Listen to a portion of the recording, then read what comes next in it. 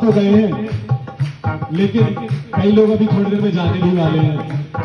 जबकि कल संडे है तो छुट्टी है, लेकिन कई लोग पूरी रात नहीं टिक पाएंगे। लेकिन जो पूरी रात टिक पाएगा वही सच्चा दीवाना होगा मेरे बांके बिहारी का। तो इसीलिए सेवा गुरु चरणन की, मुक्ति भव चरणन की, सेवा गुरु चरणन की, मुक्ति भव चरणन की, महिमा गुरु वर्णन की, ज्ञाता शुभ कर्मन की, महिमा गुरु वर्णन की, ज्ञाता शुभ कर्मण की, गुरु ज्ञान सजीवन की, गुरु ज्ञान सजीवन की, बहती नित्य धारा है। गुरु ज्ञान सजीवन की, बहती नित्य धारा है। अच्छा, शब्दों को समझते भी चलो कि गुरु ज्ञान से जीवन की बहती नित्य धारा है।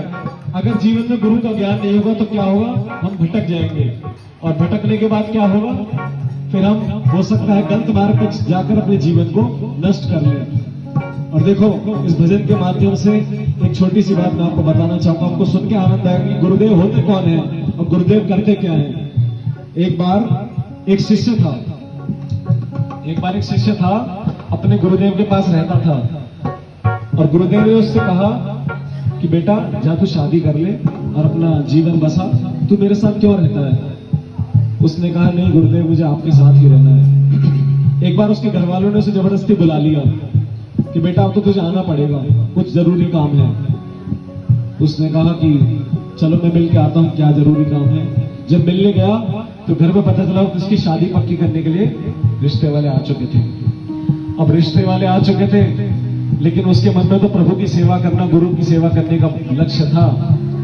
उसने शादी के लिए मना कर दिया, और जब शादी के लिए मना कर दिया तो वो जाने लगा अपने परिवार को छोड़ के। परिवार को समझा लिया, और जाते समय बस मन में एक अभिमान का छोटा सा भाव आ गया, क्या कि कोई ऐसा शिष्य होगा मेरे जैसा जो परिवार को छोड़ के, शादी छोड़ के अपने गुरुदेव की सेवा करने जा रहा है।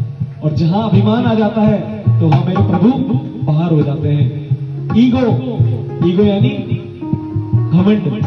और भगवान कहते हैं कि अगर ईगो आया तो आई गो, भगवान चले जाते हैं। तो जैसे ही उसके अंदर अभिमान आया, वो रास्ते में जा रहा था, जाते जाते में उसके मन में कुछ दुर्विचार भर गए।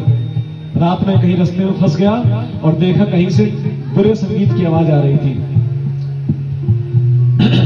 जब ऐसा संगीत सुना जहां से जाना नहीं चाहिए, लेकिन मन में जो बुरे पार्टिकल्स आ गए, उसके कारण उसका मन हुआ कि एक बार जाके तो आऊं, क्या है वहां पे। पता तो चल रहा था कि यहाँ सही नहीं है जाना, लेकिन उसके मन में फिर भी आया कि एक बार देख के तो आऊं। और जब वो जाने लगा तो एक चौकीदार उसको गेट पे बैठा हुआ बोलने लगा, कहाँ जाता है? बोलता है कि जरा मैं भी तो देख के आऊं अंदर क्या हो रहा है। तो चौकीदार ने बोला नहीं, तू यहाँ मत जा, तू यहाँ जाने लायक नहीं, ये जगह तेरे लिए नहीं है। पूरी रात उसने जिद करी चौकीदार से कि मुझे जाने दो, मुझे जाने दो।